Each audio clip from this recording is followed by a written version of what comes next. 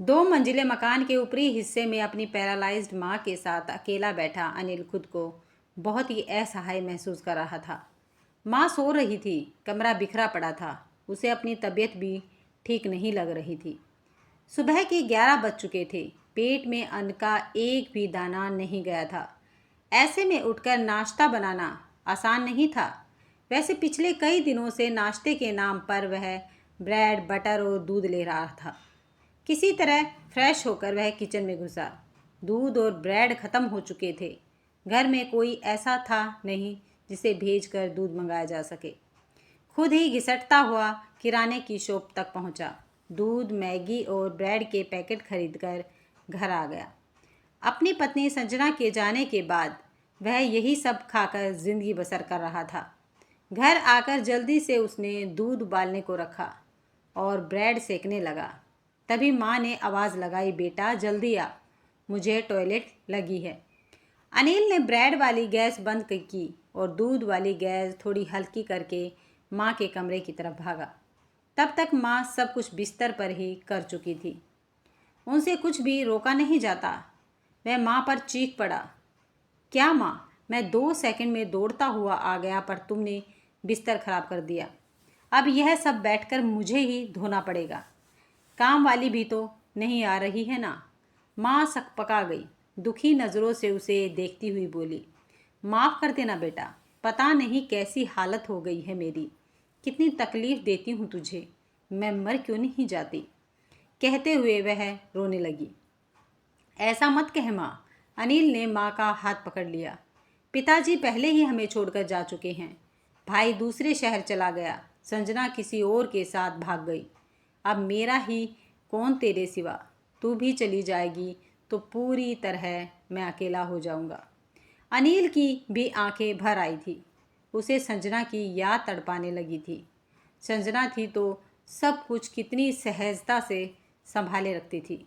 माँ की तबीयत तब भी खराब थी, मगर संजना इस तरह माँ की सेवा करती थी कि तकलीफ़ों के बावजूद वे हंसती रहती थी। उस समय छोटा भाई और पिताजी भी थे, मगर घर के काम पलक झपकते निपट जाते थे। अनिल की आंखों के आगे संजना का मुस्कुराता हुआ चेहरा आ गया जब वह ब्याह कर घर में आई थी। नई निवेली बहू इधर से उधर फुदकती फिरती थी, मगर अनिल उसकी मासूमियत को बेवकूफ़ी का नाम देता था। वक्त बेवक्त उसे झिड़कता रहता था। वह घर से भी एक कदम बाहर रख देती थी तो घर सिर पर उठा लेता था। उसकी सहेलियों तक से उसे मिलने नहीं देता था।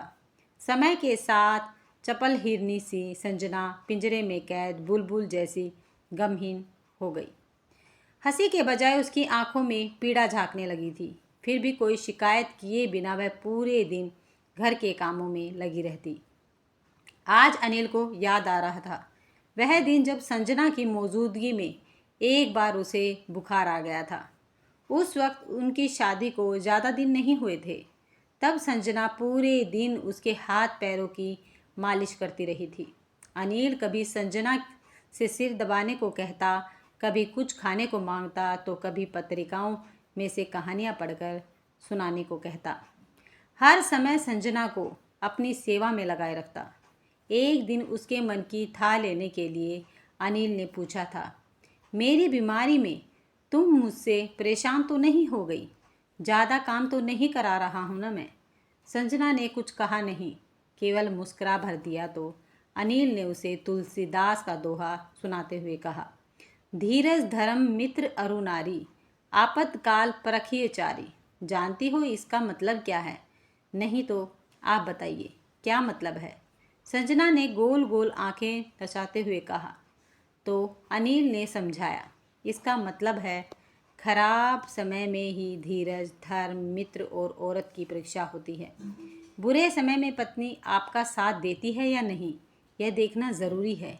इसी से पत्नी की परीक्षा होती है। संजना के बारे में सोचते सोचते काफ़ी समय तक अनिल यूं ही बैठा रहा। तभी उसे याद आया कि उसने गैस पर दूध चढ़ा रखा है। वह दौड़ता हुआ किचन में घुसा तो देखा आधे से ज़्यादा दूर ज़मीन पर बह गया और बाकी जल चुका है। भगोना भी काला हो गया है। अनिल सिर पकड़कर बैठ गया। किचन की सफाई का काम बढ़ गया था। दूध भी फिर से लाना होगा। उधर माँ के बिस्तर की सफाई भी करनी थी। सब काम निपटाते निपटाते दोपहर के 2 बज गए। दूध के साथ ब्रेड खाते हुए अनिल को फिर से पुराने दिन याद आने लगे। संजना को उसके पिताजी ने पसंद किया था। वह खूबसूरत, पढ़ी लिखी और सुशील लड़की थी, जबकि अनिल कपड़ों का थोक विक्रेता था। घर में रुपए पैसों की कमी नहीं थी, फिर भी संजना जॉब करना चाहती थी। वह इस बहाने खुली हवा में सांस लेना चाहती थी, मगर अनिल ने उसकी यह गुजारिश सिरे से नकार दी। अनिल को डर लगने लगा था कि कमला यदि बाहर जाएगी या अपनी सहेलियों से मिलेगी तो वे उसे भड़काएंगी। यही सोचकर उसने संजना को जॉब करने या सहेलियों से मिलने पर पाबंदी लगा दी। एक दिन वह दुकान से जल्दी घर लौट आया। उसने देखा कि कपड़े प्रेस करते करते संजना अपनी किसी सहेली से बातें कर रही है। अनिल दबे पांव कमरे में दाखिल हुआ और बिस्तर पर बैठकर चुपके से संजना की बातें सुनने लगा। वह अपनी सहेली से कह रही थी, मीना, सच कहूँ तो कभी कभी दिल करता है इनको छोड़कर कहीं दूर चली जाऊँ। कभी कभी बहुत परेशान करते हैं, मगर उस वक्त सुनयना दीदी का ख्याल आ गया। वह इतनी सुंदर है, पर विधवा होने की वजह से उनकी कहीं शादी नहीं हो पाई। कितनी बेबस और अकेली रह गई। एक औरत के लिए दूसरी शादी कर पाना आसान नहीं होता। कभी मन गवा नहीं देता तो कभी समाज। एक बात बताऊं मीना, संजना की बात पूरी भी नहीं हुई थी कि अनिल चीख पड़ा, संजना फ़ोन रखो, मैं कहता हूँ फ़ोन रखो। डर कर संजना ने फ़ोन रख दिया। अनिल ने खींचकर एक झापड़ उसे रसीद दिया। संजना बिस्तर पर बैठकर सुबकने लगी। अनिल ने उसके कानों में तुलसीदास का दोहा बुदबुदाया, ढोल गवार शूद्र पशु नारी, ये सब तांडन के अधिकारी। संजना ने सवालिया नज़रों से अनिल की ओर देखा तो अनिल फिर चीखा, जानती है इस दोहे का मतलब क्या है? नहीं जानती ना? इसका मतलब है कि औरतों को अकल सिखाने के लिए उन्हें पीटना ज़रूरी होता है। वे ताड़न की अधिकारी होती हैं और मैं तेरी जैसी औरतों को पीटना अच्छी तरह जानता हूँ। पति की बुराई मोहल्ले भर में करती चलती हो, सहेलियों के आगे बुराइयों का पोथा खोल रखा है। छोड़कर जाएगी मुझे? क्या कमी रखी है मैंने? जाहिल औरत, बता क्या कमी रखी है? कहते हुए अनिल ने गरम प्रेस उसकी हथेली पर रख दी। संजना जोर से चीखी। बगल के कमरे से पिताजी दौड़े आए। बस कर अनिल, क्या कर रहा है तू? चल, तेरी माँ दवा मांग रही है। पिताजी अनिल को खींचते हुए ले गए। फिर संजना देर तक नल के नीचे बहते पानी में हाथ रखी रोती रही। उस दिन संजना के अंदर कुछ टूट गया था। यह चोट फिर कभी ठीक नहीं हुई। उस दिन के बाद संजना ने अपनी सहेलियों से बातें भी करना छोड़ दिया। हंसना, खिलखिलाना सब कुछ छूट गया। वह अनिल के सारे काम करती, मगर बिना एक शब्द मुंह से निकाले। रात में जब अनिल उसे अपनी तरफ खींचता तो उसे महसूस होता जैसे बहुत सारे बिच्छुओं ने एक साथ डंक मारा है। पर वह बेबस थी। उसे कोई रास्ता नहीं आ रहा था कि वह क्या करे। इस तरह जिंदगी के करीब 3 साल बीत गए। उन्हें कोई बच्चा नहीं हुआ था। संजना वैसे भी बच्चे के पक्ष में नहीं थी।